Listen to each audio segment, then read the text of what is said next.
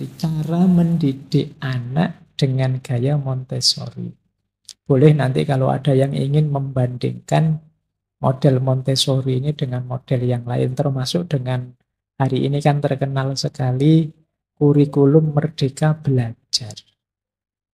Ini bagi saya mirip dengan itu, tapi untuk anak usia 0 sampai 6 tahun. Nah, itu bagi saya lebih penting diawali dari usia awal ini. Apa sih bentuk pendidikan metode Montessori itu? Yang pertama apa? Kita sediakan suasana pembelajaran yang menstimulasi, mendorong mereka untuk ingin tahu dan sampai akhirnya mereka tahu sesuatu. Biarkan anak-anak belajar dari lingkungannya, tapi lingkungannya ini kita kondisikan. Ya kalau gak dikondisikan hari ini nanti tidak karu-karuan. Nanti, yus biarlah aja lah bu adik biar belajar sendiri, tapi ya tiap hari yang ditonton kamu yang TikTokan, ibu yang sedang asik nonton drakor, terus bapaknya, ya dia kalau lihat itu terus ya belajarnya itu. Ayo dikondisikan, ciptakan lingkungan yang menstimulasi otaknya, mendorong dia untuk ingin tahu dan belajar.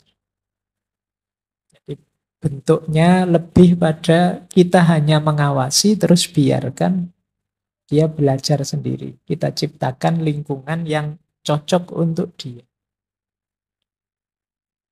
Ranahnya ada 5. Ini formalnya sebenarnya, ini prakteknya. Saya bilang tadi ya Montessori kan teorinya, metodenya banyak digunakan. Biasanya sekolah-sekolah yang pakai pendekatan Montessori itu menggarap 5 ranah ini. Bisa saja kalian imitasi di rumah kalian masing-masing. Boleh ciptakan rumah dengan model Montessori. Yang pertama apa? Practical life. Practical life itu ini sederhananya melatih mereka untuk mampu melakukan hal-hal praktis yang membuahkan kemandirian mereka. Latihan pakai baju sendiri misalnya, mandi sendiri dan lain sebagainya, ini practical life. Makan sendiri.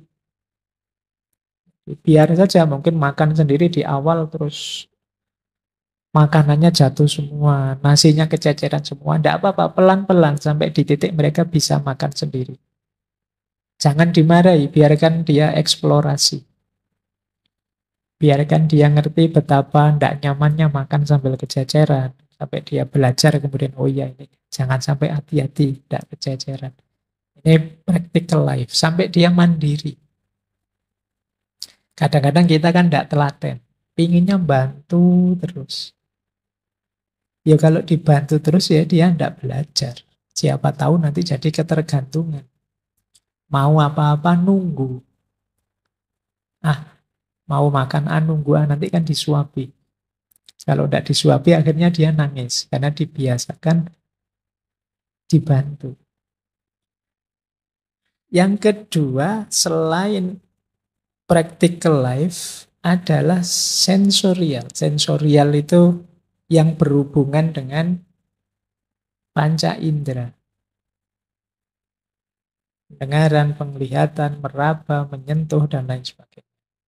Optimalisasi panca indera yang dimiliki, kemampuan pengelolaan pendayagunaan. Mungkin tentang warna, mungkin tentang mendengar ini, mendengar itu, dan lain sebagainya. Yang ketiga, matematika, hitung-hitungan. Ini kan yang membuat kalian trauma itu kan sampai hari ini. Karena matematika itu kalian belajarnya langsung masuk di kelas, dikasih rumus, disuruh menghafalkan, diminta menerapkan. Jadinya matematika itu selalu ngeri hafalan rumus. Bisa dikondisikan familiaritas kedekatan dengan matematika sejak kecil. Hitung-hitungan. 1 piring tambah 1 piring jadi 2 piring. 1 sendok tambah 1 sendok jadi 2 sendok. Ini menarik. Oh banyak orang datang. Bedanya apa? Banyak sama sedikit. Bedanya. Ini kan fun matematika. Belajar dari lingkungan. Yang keempat, ranahnya adalah cultural. Tentang budaya, lingkungan sekelilingnya. Ketemu orang yang lebih tua, salim ya. Ketemu yang muda, tidak boleh gegeran ya, culture. Jadikan dia manusia yang berbudaya. Ngerti adatnya hidup. Dan yang kelima tentu saja bahasa. Bahkan kata Montessori, yang diserap anak pertama itu biasanya bahasa. Yang anak belum bisa jalan, itu kan belum bisa ngomong banyak dan lain sebagainya, itu pendengarannya fungsi dulu, dia mendengarkan bahasa dulu. Makanya kalau lingkungannya isinya orang misuh-misuh terus, ya jangan heran, cara ngomong, diksi dan lain sebagainya niru. Mungkin tidak hanya kata-katanya, mungkin intonasinya juga begitu.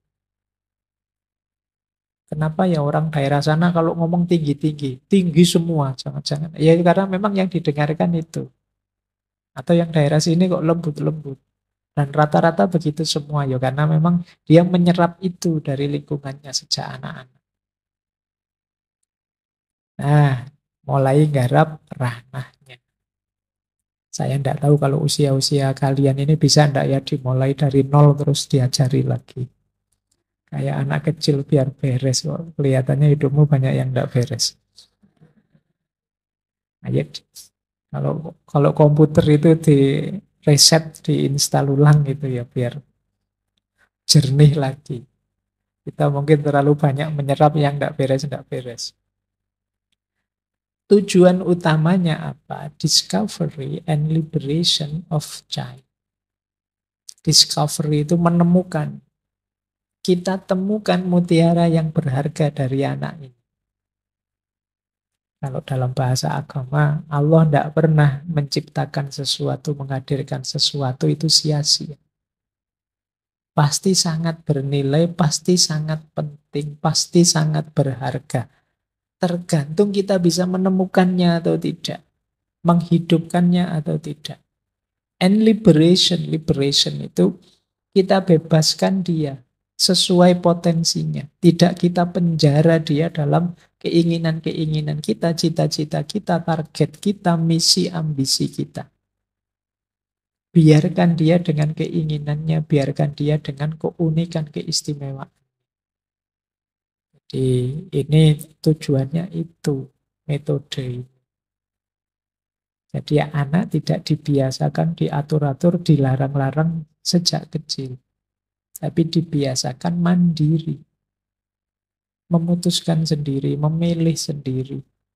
Mengerjakan apa-apa sendiri. Ini istilahnya discovery and liberation of child. Diharapkan nanti lahir anak yang mandiri, tanggap lingkungan, punya banyak kemampuan ini itu, disiplin, kreatif, mampu bersosialisasi. Kalau diucapkan itu indah ya, kalau ada anak kayak gini. Cuma ya prosesnya perlu sabar. Banyak di antara kita itu kan yang tidak sabar, pinginnya instan terus. Gimana caranya Indonesia ini 2-3 tahun ke depan itu bisa pendidikannya melampaui? Tidak bisa. Harus ada step-step, tahapan-tahapan. Harus tahu ini dulu baru ini. Kalau sudah tercapai ini, target selanjutnya. Karena saya lihat kadang-kadang saya jadi dosen sekian tahun terakhir ini kurikulum itu ganti 3-4 kali. Saya tidak mempermasalahkan yang bagus yang mana. Insya Allah bagus semua. Cuma ganti kurikulum berapa kali pun ya saya ngajarnya ya gitu-gitu aja. Mungkin dosen yang lain, guru yang lain juga begitu. Karena ketika ganti kurikulum yang berubah administrasinya. Jadi bukan kualitas orientasinya. Jadi guru-guru mikirnya gimana cara bikin ini yang benar, cara bikin itu yang benar. Begitu masuk kelas, ya kaya biasa ya. Nah ini yang mungkin perlu evaluasi. Jadi baik. Jadi kuncinya di tadi ya, discovery and liberation. Strateginya memberi kesempatan anak untuk bereksperimen, meneliti, menelaah, melakukan sesuatu. Salah ya enggak apa-apa, nanti diperbaiki lagi. Keliru ya enggak apa-apa, nanti diluruskan. Di, yo kalau kayak bahasa iklan itu loh, kalau enggak kotor kan enggak belajar. Tidak apa-apa, kadang-kadang kotor-kotor, kadang-kadang merusak-merusak, karena kadang anak kecil itu kan usil, latihan apa, terus dia ada gelas buat main-main, pecah. Tapi kan paling tidak dari situ dia banyak belajar. Cuma kalau dibentak, dimarahi, mungkin setelah itu dia trauma. Tidak berani eksplorasi lagi. Biaya gelas pecah dengan biaya mentalnya yang pecah jauh. Makanya teman-teman, ayolah kita sabar, pelan-pelan. Nah, hasilnya nanti lebih detail lagi adalah yang pertama aktualisasi dan optimalisasi potensi dan bakatnya. Dari situ kan kita tahu, oh ternyata anakku ini, adikku ini senang dengan elektronik-elektronik. Buktinya apa? Ono HP dipreteli, ono radio dibongkar-bongkar, ono. Jangan-jangan dia memang bakatnya elektronik. Oh dia bakatnya nyanyi. Tiap hari menyanyi, terus tiap hari, ya, itu kan ketahuan. Coba dilarang untuk sejak kecil. Alah, berisik. Dia baru mulai nyanyi, kita marah-marah. Alah, mau diem. Ayo, dia mati potensi nyanyinya. Yang kedua, memberi motivasi belajar. Ini menarik. Banyak anak yang mungkin karena ambisi orang tuanya dipaksa ini, dipaksa itu. Iya, dia jalankan karena dia tetap kalah power sama yang tua-tua, tapi dia tidak nyaman, tidak cinta dengan yang dia lakukan. Misalnya anak dipaksa apa wis membaca, misalnya, belum waktunya dia senang baca, harus baca, dibeliin buku ini, buku itu, novel, ayo lah dibaca. Mungkin dia akhirnya ya karena kalah power tadi terpaksa membaca. Tapi khawatirnya membaca ini dalam rekaman otaknya adalah pengalaman yang traumatik. Saya dulu baca dipaksa terus, jadi pokoknya baca itu rasanya ada, dia tidak nyaman dengan membaca. Ya dia bisa membaca, tapi dia tidak nyaman dengan membaca karena strategi untuk menanamkan bacaannya agak keliru. Belajar juga begitu, dipaksa belajar, akhirnya ya dia belajar, tapi belajar itu kemudian jadi pengalaman yang bagi dia traumatik. Ini jangan dipakai jurus ya teman-teman. Kalau ayo mas belajar, wah jangan dipaksa dong pak, ngono kamu. Jadi ya kalau kalian harus dipaksa, wis tua kamu. Kalau tidak belajar kapan lagi? Jadi banyak pengalaman-pengalaman harusnya ini penting, berharga dalam diri anak-anak berubah jadi pengalaman traumatik. Jadi kita sering harus bisa ini, harus bisa itu. Tapi cara memerintahkan, mengajaknya menyakiti mentalnya, menyakiti pikirannya, menyakiti jiwanya. Akhirnya dia mungkin melakukan itu tapi dengan berat hati atau dengan traumatik. Mungkin besok kalau dia punya power, punya kekuasaan, dia alah sudah tidak usah baca lagi, tidak apa-apa. Ya, sekarang dia powerless, tidak punya kekuatan, tidak punya daya tawar. Nah ini boleh ini dikiaskan ke banyak kasus, mungkin ngaji, mungkin hafalan, mungkin macam-macam yang jangan sampai jatuhnya trauma.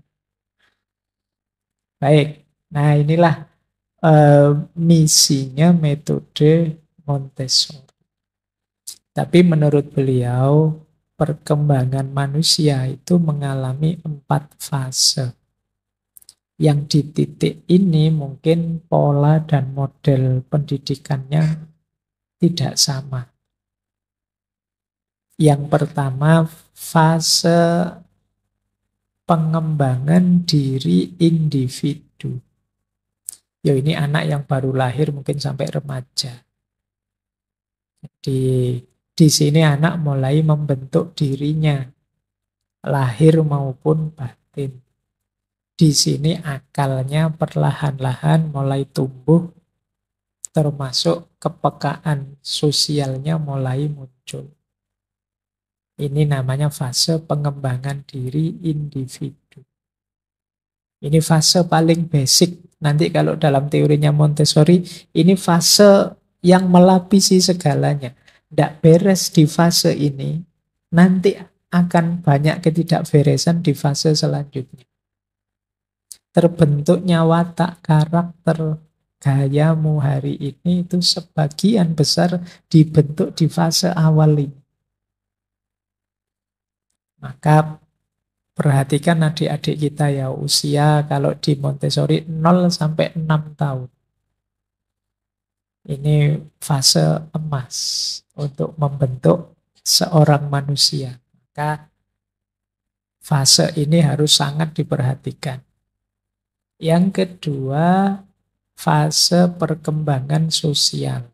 Kalau ini individunya sudah jadi, dia mulai berinteraksi dengan yang lain. Mulai ngerti konvensi-konvensi. Oh, kalau di tempat ini saya harus begini, tidak boleh begitu. Kalau di depan orang banyak, tidak boleh begini, tidak boleh begitu. Fase perkembangan sosial. Mereka mulai belajar keterampilan sosial. Biar saya disukai banyak orang, saya harus begini. Saya harus jadi anak yang sopan. Sopan itu begini kalau di tempat saya. Ini fase perkembangan sosial. Kemudian fase awal dewasa. Kalau fase awal dewasa ini kita mulai milih-milih jalan hidup. Mulai cari referensi-referensi. Aku harus ngapain besok? Aku ingin jadi apa? Ini mulai hidupmu yang sudah mulai terbentuk di fase awal dewasa. Kalau di fase-fase sebelumnya masih menjelajah, tapi di fase ini mulai kelihatan bentuknya.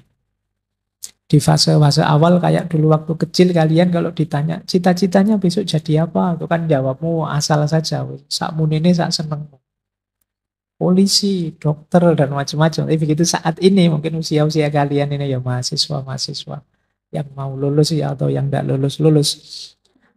Ini fase menuju dewasa. Yang itu kalau ditanya mesti kalian sudah mulai tolak-tolak sudah. Mau jadi apa besok mas? Wah tidak tahu ya Pak. Kamu mulai sudah. Ini kamu mulai ngerti bentukmu yang sejati. Mulai ngerti dirimu yang asli. Itu membuatmu agak ragu-ragu. Makanya tadi saya bilang ini ngaji, ini pengayaan ya. Maksudnya kalian kan ini sedang akan memutuskan nanti warna hidupmu seperti apa. Itu banyak sekali butuh referensi-referensi. Sekarang kamu tidak seberani dulu. Kalau dulu santai saja bilang dokter Pak. Sekarang tidak berani sudah. Iya kan. Apalagi kuliahmu. Saya dulu sih ingin jadi dokter Pak. Saya kuliahnya filsafat Pak. Gimana caranya jadi dokter? Dukun mungkin bisa dikit-dikit. Bagian ngeramal-ngeramal itu ya. Baik, nah puncaknya fase dewasa. Fase dewasa ini sudah mulai masuk pertanyaan-pertanyaan mendalam tentang hakikat diri. Siapa aku? Spiritualitas mulai menguat. Ini fase dewasa sudah. Biasanya fase dewasa ini mengemuka ketika fase awal dewasa tadi perlahan-lahan beres. Kalau masih belum beres, mungkin ada sisi-sisi kedewasaanmu yang muncul, yang refleksi mendalam dan lain sebagainya, tapi tetap tidak prioritas. Prioritasmu mesti lebih ke kapan saya harus kerja, enaknya kerja apa, kok sampai umur sekian tidak ketemu-ketemu jodoh, dan lain sebagainya. Pikiranmu kan masih sibuk di situ-situ, tidak jauh-jauh dari situ. Nanti kalau sudah dewasa, baru kamu tanya pertanyaan-pertanyaan mendalam. Enggak kok Pak, saya sejak muda dulu, sejak SMA sudah bahas yang dalam-dalam kok Pak.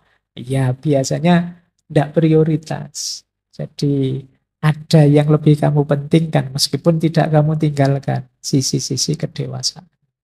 Ya misalnya pas ngaji gini sih pertanyaan mendalam, tapi keluar dari sini sudah mikir, aduh tugasku belum selesai, aduh makalahku belum beres, aduh skripsiku kok nggak barbar. Itu kan ketika keluar dari sini. Karena memang di fase ini kalian belum fix, belum jadi.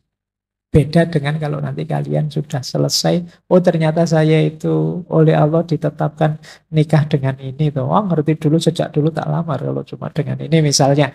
Oh ternyata pekerjaannya cuma ini tuh. Nah itu kamu baru mulai jadi. Itu biasanya mulai fase dewasa.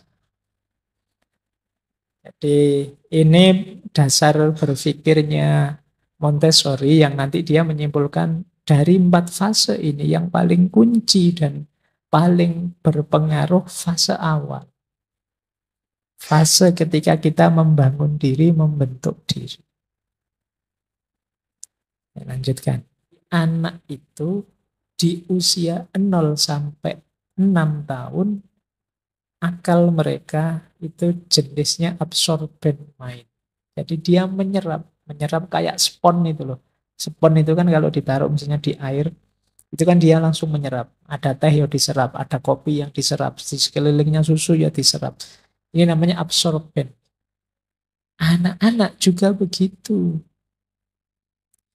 Dia mungkin belum utuh nalarnya, tapi dia menyerap apa saja yang ada di sekelilingnya. Mungkin gaya ngomong, mungkin gaya ketawa, mungkin ada gambar apa, ada situasi apa di depannya, di sekelilingnya.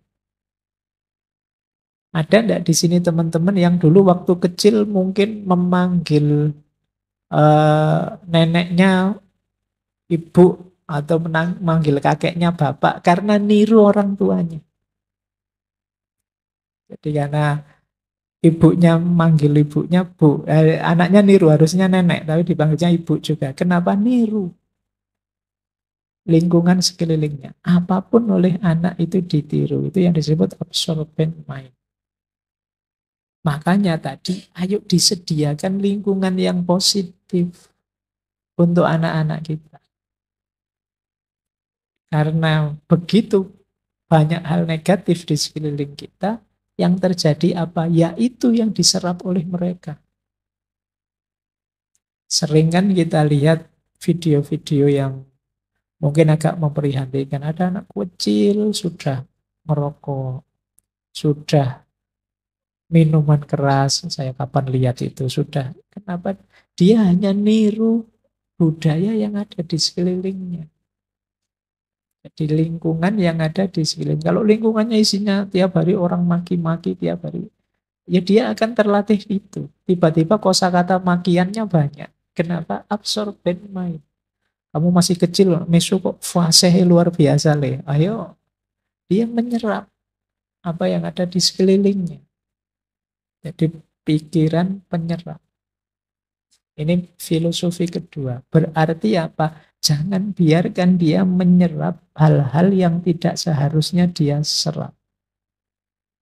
Siapkan, sediakan situasi biar dia menyerap yang baik-baik saja. Kalau kita tahu ada di wilayah penyerapan dia, kasih umpan yang baik-baik biar dia serap.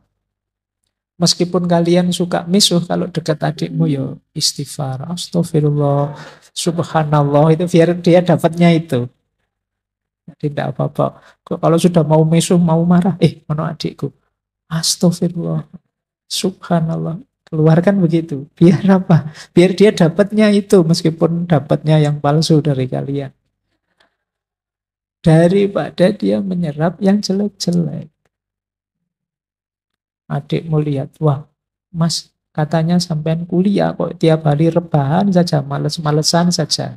Yo kasih alasan apalah biar, oh ini mas ini ndak rebahan, ini baru zikir baru. Tirakat, jadi biar dia menyerapnya itu tirakat dan zikir bukan males-malesan. Mas kok pegang HP terus lihat apa tuh? Ngaji ini dik, belajar ini. Biar dia menyerapnya yang baik-baik lah. Karena pikirannya tajam. Mungkin dia tidak tanya. Melihat saja, tapi akan jadi koleksi, jadi referensi yang ada di kepalanya. Mungkin pada saatnya keluar, dan kamu kaget. Adikku kok bisa itu ya? Wah, adikku pinter sekali, sudah bisa joget. Ayo tiap hari lihat kamu TikTokan joget. Bisa sekarang. Atau kamu ndak TikTokan sih, kamu yo lihat itu terus. Kamu lihat HP terus, ya dia bisa. Yang ada di HP dia tiru. Maka perhatikan, hati-hati dengan absorben mind ini. Dibandingkan yang diceramahkan, lebih masuk yang dia serap. Karena anak usia 0 sampai 6 itu daya tangkap, daya nalarnya mungkin belum terlalu utuh, belum terlalu tajam, tapi daya serapnya luar biasa. Jadi kalau sudah diserap itu jadi referensi di kepalanya. Gaya hidup, gaya berpikir, watak, karakter, dan lain sebagainya dimulai sejak ini. Jadi, kalau kalian ingin menciptakan seorang anak yang aktif atau sabar misalnya, tampakkan keaktifan dan kesabaran itu di sekelilingnya biar dia serap. Biar dia melihat itu, oh seperti ini hidup yang baik itu. Cek. Filosofi pendidikannya Montessori adalah filosofi respect for children. Menghormati, menghargai anak-anak. Kenapa sih Pak kok senjelimet itu, seruwet itu wong mau mendidik anak saja kok sudah. Enggak, karena kita menghargai dia sebagai manusia. Jangan perlakukan mereka seperti barang, seperti mesin yang kita apa-apain manut, seperti HP yang kita pejet apanya saja dia tidak bisa melawan. Mereka juga manusia. Sudah punya keinginan, bisa nyaman, bisa tidak nyaman. Meskipun masih anak-anak. Jadi respectful children itu memberikan penghormatan yang mendalam pada anak-anak. Anak-anak juga manusia. Kalau kita punya rumus sesama manusia, saling menyayangi, saling menghargai, saling menghormati, kepada anak-anak juga begitu. Bentuk penghormatannya seperti apa? Antara lain, kita hargai keunikannya. Ini agak sulit, kadang-kadang masyarakat itu unik dan berbeda dianggap melawan, dianggap menyalahi, dianggap salah. Setiap anak punya keunikannya masing-masing. Kamu itu ya orang tuanya, bapaknya guru, ibunya guru. Kamu kok malah tidak mau jadi guru, kamu pengen jadi petani saja misalnya kan itu. Dianggap, tapi mungkin saja dia memang cinta tanaman. Tapi kita ngertinya yo mbok yo jadi guru, kadang keluarganya kan begitu. Kita ini turun temurun guru semua loh. Saya pernah ngalami yang begitu. Jadi kok yo cita-cita jadi petani, padahal dulu waktu kita belajar Zoroastrianisme itu profesi paling mulia itu petani. Hari ini saya tidak tahu ada tidak di ruangan ini yang cita-citanya tegas tani pokoknya Pak. Mau tidak mau saya harus bertani.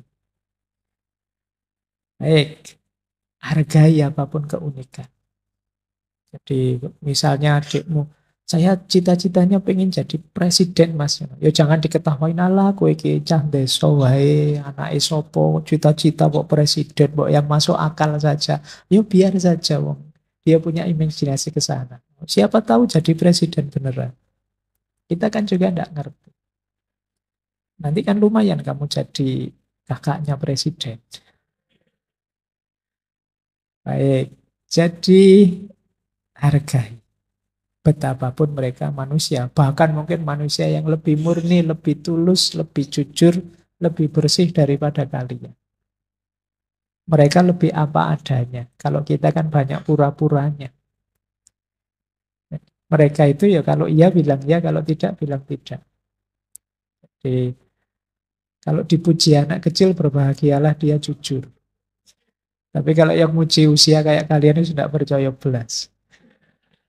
basa-basi mesti, atau kadang ya cari muka, atau kadang apa. Kalau anak kecil apa adanya. Nah, kalau anak kecil ngomong kamu jelek itu ya aslinya mungkin ngono. Kalau orang lain apa berani bilang kamu jelek, enggak berani. Nah, kalau anak kecil jujur. Oh, dari titik ini yo kamu justru harus lebih menghargai mereka. Mereka tulus, jujur, bersih. Jangan-jangan yang mengotori mereka itu ya kita. Kita yang menyediakan referensi-referensi yang membuat mereka keruh, membuat mereka tidak jernih lagi. Maka dasar nomor satu filosofi pendidikannya Montessori adalah respect. Hargai anak-anak. Beri dia kebebasan milih, kebebasan bergerak. Beri dia kemerdekaan. Mungkin kadang-kadang dia salah, tidak apa-apa, diulangi, diperbaiki kesalahan itu. Mungkin dia melakukan sesuatu tidak karu-karuan, biar saja. Biar mereka belajar dari situ. Disuruh ngapain lama sekali. Mereka punya kecepatan. Makan cuma setengah piring bisa 2-3 jam. Tidak apa-apa, dari situ mereka belajar. Kita yang sering tidak telaten. Akhirnya mereka tidak belajar. Ini ya filosofi yang pertama. Respect for children. Nah, kenapa sih kita harus menghargai anak-anak? Ya sama seperti tadi asumsinya. Kata Montessori, orang dewasa harus membela anak-anak. Kita orang dewasa harus melihat kemanusiaan yang sebenarnya pada anak-anak. Kemanusiaan yang akan terjadi suatu hari nanti. Jika kita ingin melakukan kemajuan, jika kita ingin melakukan kemajuan sosial. Kemajuan sosial berarti generasi berikutnya lebih baik dari generasi sebelumnya. Ya karena mereka ini yang melanjutkan perjuangan kita, mereka yang melanjutkan kemanusiaan kita. Anak kecil itu jangan hanya dilihat tubuhnya. Kalau dilihat badan sama tubuhnya, ya dia kecil. Tapi lihatlah dia di sisi potensinya. Dia ini tidak mewarisi hal instan seperti hewan, tetapi dia ini punya potensi manusia yang harus dikembangkan. Jadi asumsi yang nomor satu adalah, seperti saya bilang tadi, kita itu sebagai manusia penuh dengan potensi. Kalau pakai bahasa filsafat Islam dulu kan manusia itu ada unsur nabatinya, ada unsur hewaninya, ada unsur natikohnya. Bahkan ada kosmos dalam diri kita. Wong kita ini mikrokosmos, alam semesta makrokosmos. Betapa kompleksnya diri kita. Bahkan kalau dalam dunia tasawuf ada unsur ilahiyahnya segala dalam diri kita. Berarti ada potensi ketuhanan. Nah, potensi sebanyak ini tidak bisa aktual, tidak bisa muncul kalau tidak melalui jalur pendidikan yang tepat. Itu asumsi pertama. Asumsi kedua, selain potensi, setiap anak punya kecenderungan bawaan psikologis sendiri-sendiri. Dia ini punya gaya dan bawaannya sendiri yang tidak semua orang sama. Ini asumsi kedua. Jadi kalau kita mau mendidik anak-anak usia 0 sampai 6 tahun tadi, kita harus observasi dulu anak ini kecenderungannya seperti apa. Gayanya seperti apa, model yang bisa dekat dengan dia, yang membuat dia nyaman apa, dan lain sebagainya. Yang ini tidak sama setiap anak.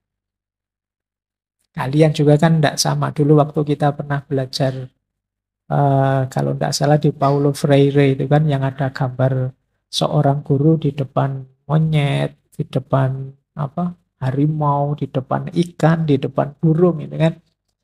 Jadi gurunya satu di depan, tapi ada monyetnya, ada burungnya, ada buayanya, ada harimaunya.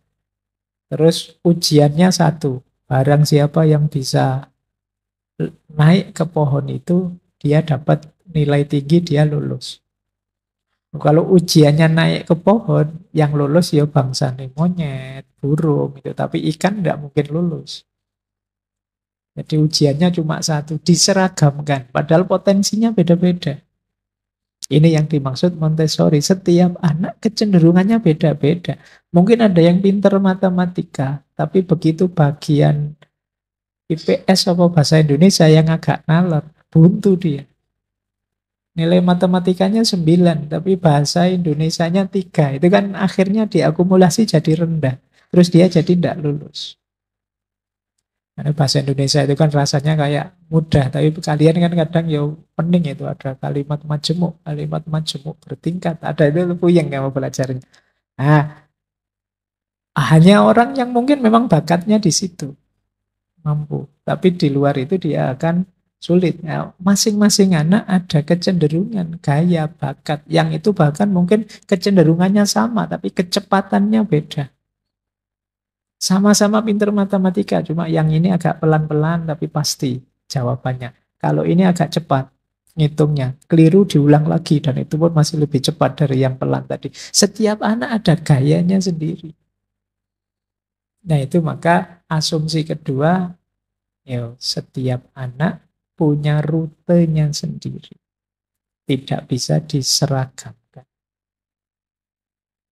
Yang ketiga, anak-anak itu hakikatnya belajar dari lingkungannya, dari interaksinya dengan apa yang ada di sekelilingnya. Maka dalam pandangannya Montessori, daripada dia kita suruh duduk di meja terus kita ceramahi, lebih baik kita biarkan saja dia terjun, belajar dari apa saja di sekelilingnya, tapi kita siapkan apa saja itu. Jadi kalau kita ingin anak kita pinter apa, kita siapkan di sekelilingnya. Mungkin yang merangsang dia untuk menghitung, merangsang dia untuk berpikir ini, berpikir itu. Tapi kita siapkan. Itu nanti jadi basisnya metode Montessori. Jadi jangan hanya kita suruh, coba tak kasih tahu ya, ini definisinya, ini tidak begitu. Jadi jangan diceramahi. Kalau diceramahi mungkin dihafalkan, tapi itu tidak lama.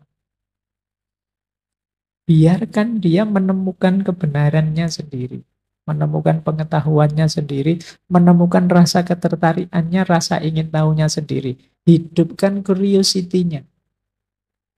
Biar saja mungkin akhirnya dia cerewet, mungkin akhirnya dia usil, monggo saja. Yang dari situ dia dapat banyak pengetahuan. Karena kadang-kadang kita itu agak sering saya ceritakan ya, kita sering membunuh justru rasa ingin tahu mereka. Biasanya anak kecil-kecil itu kan agak cerewet. Begitu akalnya tumbuh itu kan dia tanya macam-macam. Ini apa? Itu apa? Gitu, nunjuk lingkungan sekelilingnya kan. Lihat laptop ini apa ya? Terus di otak adik. Lihat mikrofon ini apa di otak adik. Kan terus kita jengkel. Nah, mungkin kita bentak dia. Kita ajari dia, kita wanti-wanti dia. Kayak gitu ndak sopan ya. Kayak gitu ndak boleh ya terus. Akhirnya sampai pada kesimpulan mungkin anak ini merasa, oh kalau begitu anak baik itu harus pendiam. Oh anak baik itu harusnya ya agak tidak terlalu lincah, tidak terlalu aktif. Pokoknya diam saja disuruh manut, anak patuh, anak baik. Ketika mindsetnya terbentuk seperti ini, ya sudah. Rasa ingin tahunya terbunuh, sudah. Begitu dia ingin tahu, dia merasa, jangan nanti kalau saya tanya dianggap anak yang cerewet, anak yang banyak tanya, tidak patuh. Dan mungkin itu terbawa sampai bangku kuliahmu. Dosennya sampai capek bilang ada yang tanya, diam semua. Ada yang tanya, tidak ada yang tanya. Sudah paham? Belum, Pak.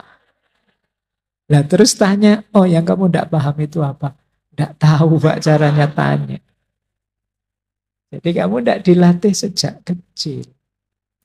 Jadi kita sering tidak sadar menciptakan lingkungan yang membungkam rasa ingin tahu anak-anak kita, adik-adik kita.